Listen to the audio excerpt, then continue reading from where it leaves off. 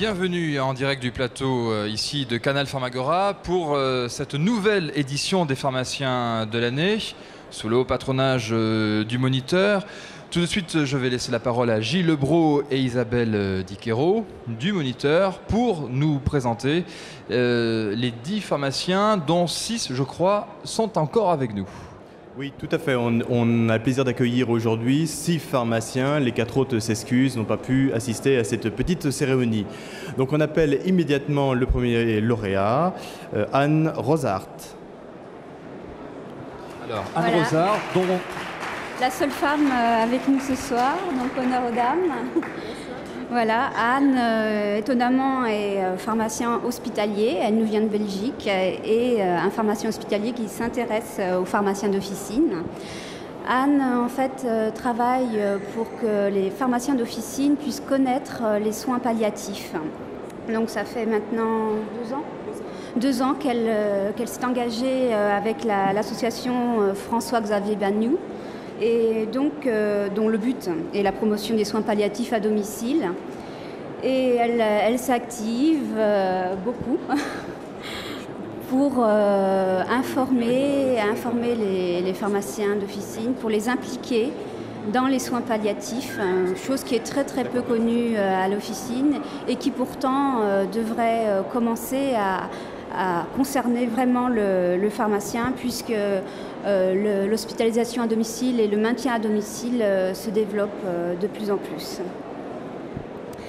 Alors, eh bien, c'est le directeur de la rédaction du Moniteur, Gilles Lebros, qui vous remet votre diplôme. Félicitations.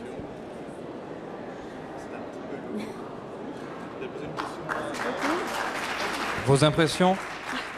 Mes impressions, mais je suis toute étonnée de recevoir ce papier. Mais je suis surtout heureuse qu'il y ait des pharmaciens qui s'intéressent pour les soins palliatifs au domicile, parce que je crois que c'est une réalité qui va être de plus en plus présente.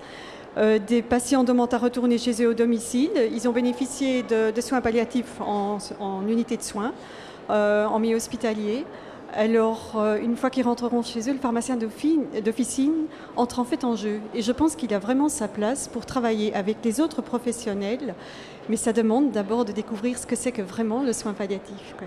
Vous pensez que cet exemple, aujourd'hui, grâce à ce diplôme qui vous est remis, aux articles qui vous ont été consacrés dans le Moniteur, donnera envie à d'autres confrères et également de vous rejoindre dans ce travail des soins palliatifs à domicile ? Ah, j'espère que ça se développera, parce que je pense que c'est important et pour les soins palliatifs, mais en même temps, c'est global. Je crois que c'est pour le pharmacien dans toutes ces démarches en fait, que ça peut aider. Merci. Merci, félicitations pour votre travail. Alors, tout de suite, Isabelle Diquero, qui est la seconde ou le second gagnant, pharmacien de l'année? Le second gagnant, c'est Michel Soulard, qui nous vient d'Angers, qui est notre jeune retraité très actif. Michel Soulard, voilà, nous vous invitons à rejoindre Gilles Lebros, directeur de la rédaction du Moniteur. Oui, comme le soulignait Isabelle, Michel Soulard est quelqu'un de très actif, puisqu'il s'est engagé aussi bien dans l'humanitaire avec PSF, une longue aventure en Roumanie. Il va peut-être nous en dire quelques mots. Amnesty International.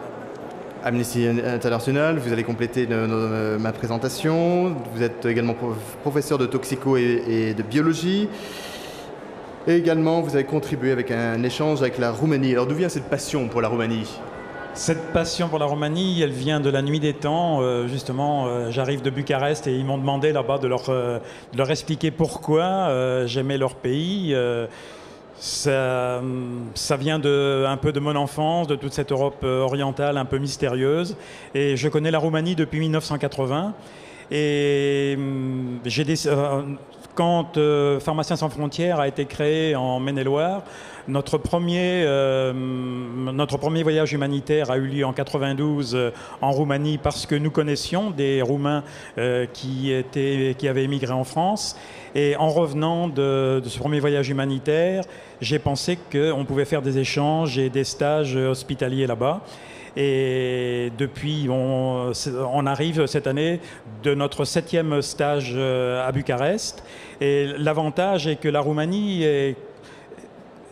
En France, elle est pratiquement pas connue. Et justement, l'avantage, je me répète un peu, excusez-moi, c'est que c'est un pays latin, un pays francophone, et que nous avons beaucoup moins de difficultés de communication entre les élèves et ceux qui s'occupent d'eux. Et c'est un pays qui attend énormément de la France et qui, tous les ans, organise, comme les autres pays francophones du monde, la semaine de la francophonie à laquelle je participe et qui attendent beaucoup de nous. Et pour la petite histoire, vous avez cédé votre officine à une pharmacienne roumaine. Non, je n'ai pas cédé mon officine à une pharmacienne roumaine. Ah. Non, c'est une pharmacienne roumaine qui me succède pour l'organisation des stages. Et vos projets maintenant? Mes projets maintenant, il y en a beaucoup. Continuer l'action vers la Roumanie, m'occuper d'Amnesty International et puis... J'ai entendu parler d'un ouvrage sur l'histoire de la pharmacie arabe, c'est bien ça? Oui, j'avais commencé ça avant de me lancer dans l'humanitaire et j'étais obligé d'arrêter parce que je n'avais pas le temps de tout faire. Bon, maintenant que j'ai du temps, je vais m'y remettre et j'espère pouvoir faire une thèse là-dessus. Très bien, bonne route alors. Merci beaucoup. Michel Soulard, c'est donc Isabelle Diquero du Moniteur qui vous remet diplôme et champagne. De quoi ainsi rejoindre les propos de Christian Boiron il y a un instant sur le bonheur qui est dans notre cerveau, effectivement, quand on a bu du champagne. L'irrigation due aux bulles. Bravo, félicitations. Vous rejoignez sous les applaudissements. Un instant, pardon, oui. Pour les photos, vous restez donc, pourquoi pas même aux côtés du directeur de la rédaction du Moniteur, Gilles Brault.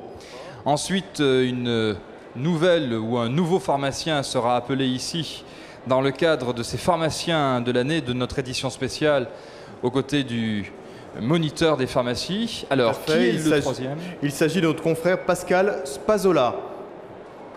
Bravo.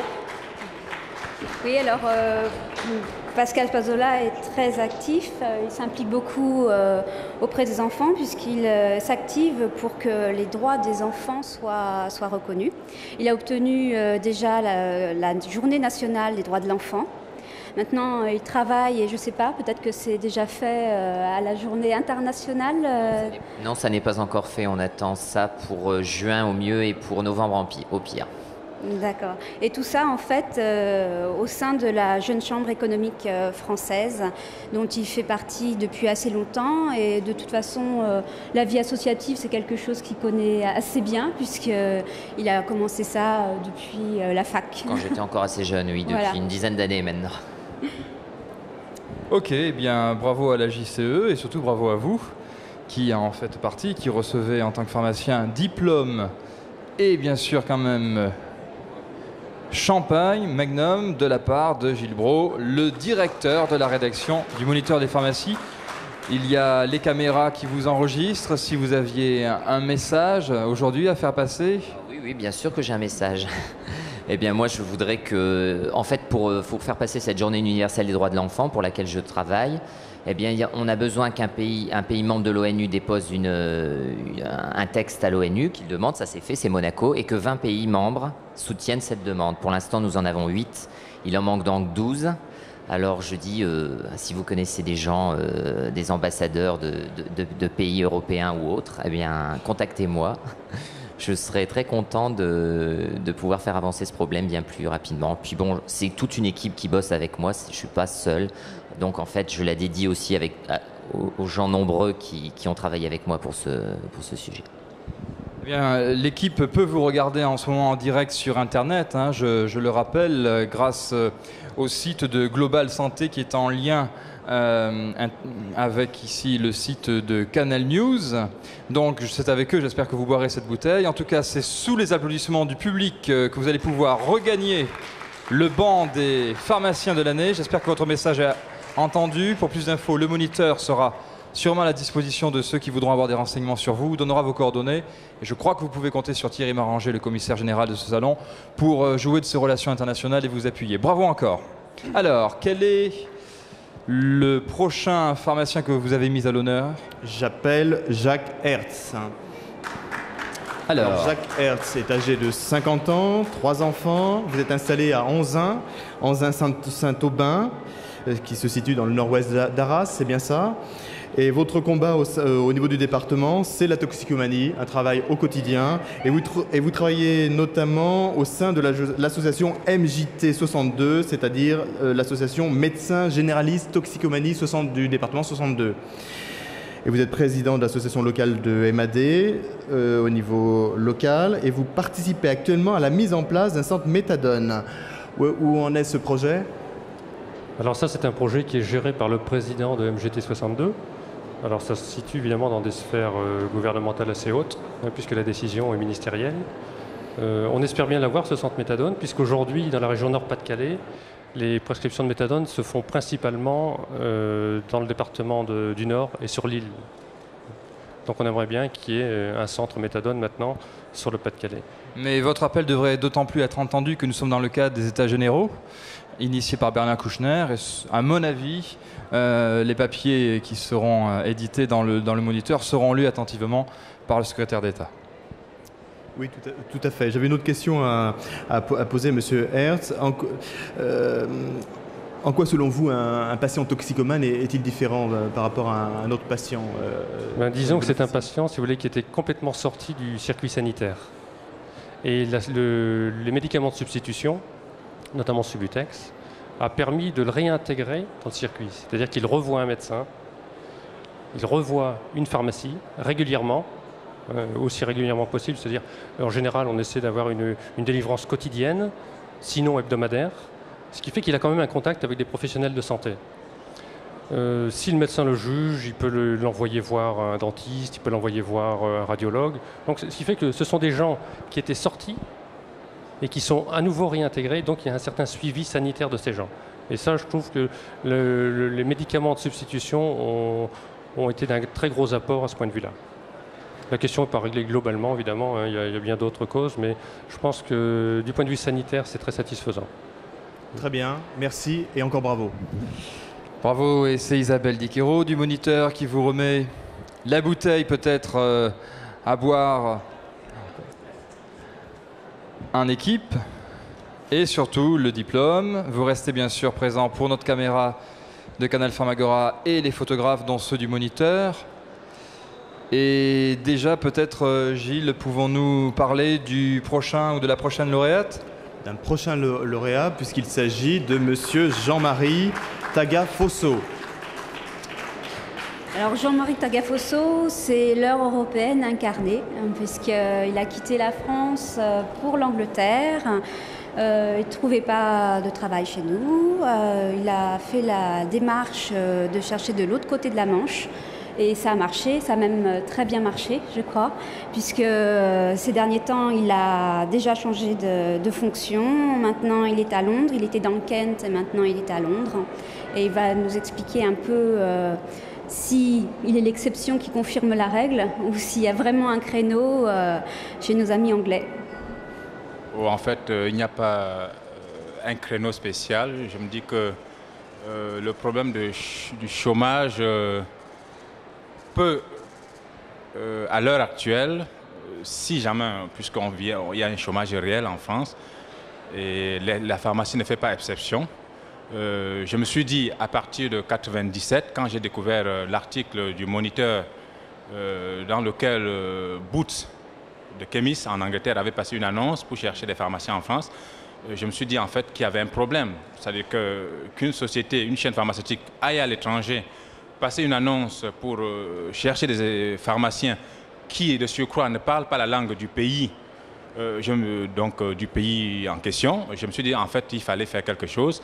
D'autant plus qu'à l'époque, j'étais déjà à ma 2e année de chômage. Et c'est ainsi que j'ai postulé pour un emploi à Boots. Bon, malheureusement, ça n'a pas bien marché. Et quand j'ai atteint ma 3e année de chômage, je n'ai pas hésité. Il y a eu un autre article du Moniteur, toujours, parce que j'étais abonné, et qui a été donc surtout ce qu'ils appellent Stomping Rock, c'est-à-dire que ça m'a permis en fait de décoller. Quand j'ai vu qu'il y avait des pharmaciens qui réellement étaient allés en Angleterre, qui avaient trouvé du travail en quelques jours, je me suis dit, ben, pourquoi pas, d'autant plus que j'avais 5 enfants déjà, et je devais être en fin de droit le 30 septembre 1998. Donc 3 jours avant d'être en fin de droit, j'ai pris l'Eurostar le 27 septembre 1998 et je suis parti. J'avais eu une réservation d'hôtel à Londres et j'avais passé une annonce auparavant dans le journal pharmaceutique anglais en août. Et à ma grande surprise, j'ai reçu donc plus de 50 réponses. Donc, des Anglais me contactaient chez moi par téléphone, par fax et me posaient des questions. En fait, j'ai passé déjà un entretien en direct par téléphone. Ce qui fait que ça a motivé mon départ. Ils m'ont dit, écoutez, on vous attend, venez passer l'entretien.